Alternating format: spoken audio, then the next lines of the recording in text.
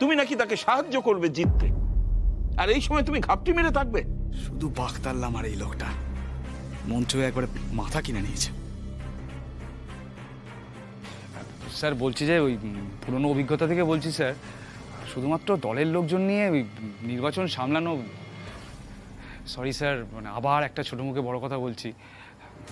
দেখুন রাজমহলে আশাবরী চৌধুরীর যা ইমেজ, সেই ইমেজ কিন্তু এখনও ইন্দ্রর তৈরি হয়নি। মানে ওই ইমোশনাল কানেক্টটা মানুষের সাথে ইন্দ্রর একেবারেই হয়নি, বুঝতে পেরেছেন? আশাবরী চৌধুরী এত বছর ধরে ছিলেন, তাকে মানুষ চিনেছে জেনেছে এতদিন ধরে। দেখুন আপনাদের কাউকে কিন্তু দেখেন, মানে আপনাদের মানুষ শুধু দেখেছে ওই টিভিতে বক্তৃতা দিতে, হ্যাঁ মানে ফেস টু ফেস ওরকম কমিউনিকেশন। স্যার আমি কি কিছু ভুল বলছি? মানে দেখুন এতগুলো কথা বলার জন্য আপনারা আমাকে সাহায্য নাই করতে পারেন, কিন্তু স্যার রাজমহল কেন্দ্র তো আপনাদের প্রয়োজন, তাই না? ওখানে আপনারা অবৈধ খনি কাটিয়েছেন, হ্যাঁ ওই ওখানকার টাকা মজুদদের না দিয়ে সেই টাকায় আরও বেআইনি সব ব্যবসা হয়েছে, প্রচুর কিছু না, সেই টাকায় দল চলেছে। স্যার আমার কোনো অসুবিধা নেই তাতে, আমার কোনো অসুবিধা নেই। আমি যখন এমএলএ ছিলাম স্যার আমি ওই কাটমানি দিয়েই ব্যবসা করতাম, কিন্তু স্যার আপনাকে মানে আপনাদের দলকে যদি রাজমহলে নির্বাচন জিততে হয় স্যার, তাহলে স্যার আপনাকে একবার ওখানে যেতে হবে। মানে লোকে না ওই ফেস মানে মুখ দেখতে চায় স্যার। আমি কি বলছে দুর্জয় রুদ্ররূপ? হ্যাঁ স্যার আপনি ওই এবারে স্বাধীনতা দিবসে চলুন না স্যার, পতাকা উত্তোলন করে আসবেন। দেখুন বিরোধী পক্ষ তো মিলন উৎসব করলো রাখি উৎসবে, আপনি না হয় ওই পতাকা উত্তোলন করে স্বাধীনতা দিবসে ওই রাজমহলের লোকেদের কিছু প্রতিশ্রুতি দিয়ে আসবেন, তাহলে ফুলকি দাসকে টক্করটাও দেওয়া হবে, হ্যাঁ ওখানে উত্তর দেওয়া হবে। দেখুন ভেবে। দাদা রুদ্র কিন্তু কথাটা মন্দ বলেনি। এই অবস্থায় তুমি যদি রাজমহলের লোকজনের সামনে গিয়ে দাঁড়াও, তাহলে রাজমহলের লোকজন কি ভাববে? যে আমরা রাজমহল নিয়ে ভাবছি।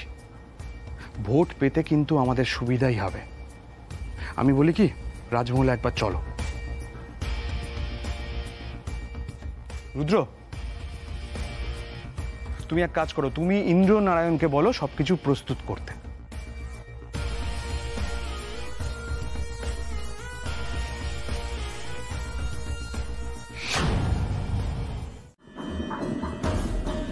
কারণ আমরা বিশ্বাস করি ইন্দ্রনারায়ণ তার মায়ের মতোই রাজমহলকে ভালোবাসে এবং অভিভাবকত্ব করতে পারবে।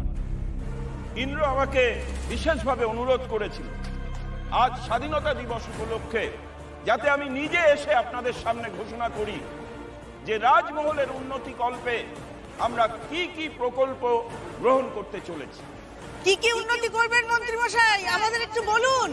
দেখুন আমরা অনেকগুলো প্রকল্প হাতে নিয়েছি, কিন্তু বিশেষ করে আমরা চাই রাজমহলের বিভিন্ন জায়গায় আমরা বৃক্ষরোপণ করব এবং নতুন নতুন পার্ক বানিয়ে দেব,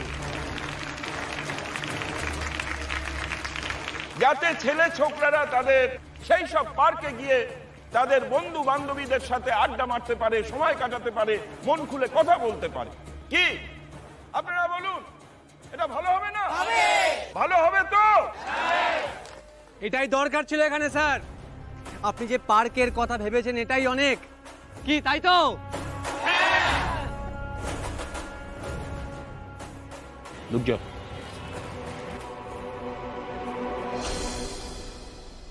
এই রাজমহল নিয়ে মন্ত্রী মশাইয়ের অনেক পরিকল্পনা আছে, অনেক প্রকল্প আছে, অনেক চিন্তা ভাবনা আছে। আমি মন্ত্রী মশাইকে অনুরোধ করব উনি এখানে এসে সেগুলো বলুন। বলছি রাস্তাঘাট, চাকরি, বাইক এগুলো নিয়ে বলো।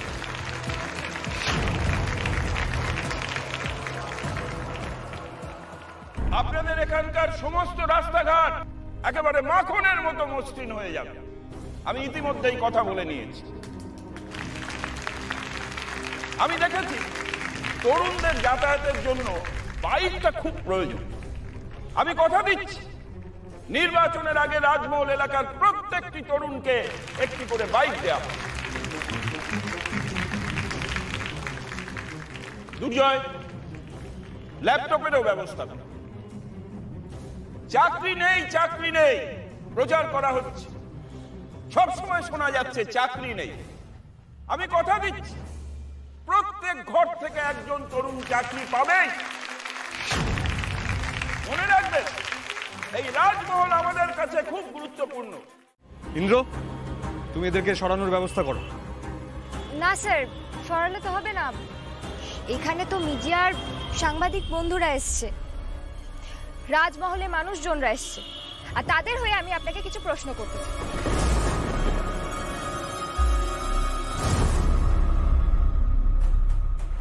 আর আপনি যদি সেই প্রশ্নের উত্তর না দিতে পারেন, তাহলে রাজমহলের মানুষজন তাদের এলাকাতে আপনাকে পতাকা উত্তোলন করতে দেবে না।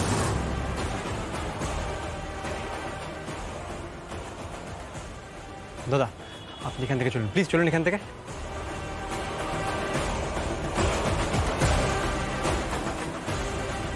গাড়ি রেডি করো।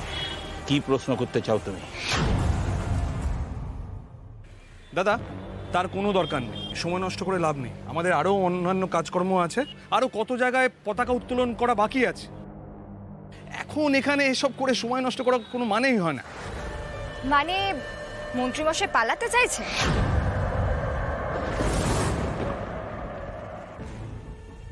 কি?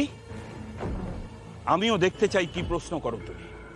চলো স্টেজে চলো, জনগণ এবং সাংবাদিকদের সামনে তোমার সব প্রশ্নের উত্তর দেবো। হ্যাঁ, আমরা তো সেই অপেক্ষাতেই আছি যে আপনি কবে রাজমহলের মানুষজনদের সাথে মুখোমুখি হবেন।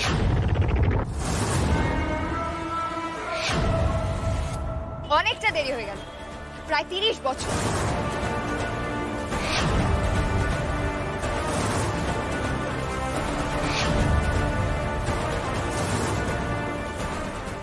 সর্বনাশ করতে চলেছে আজ।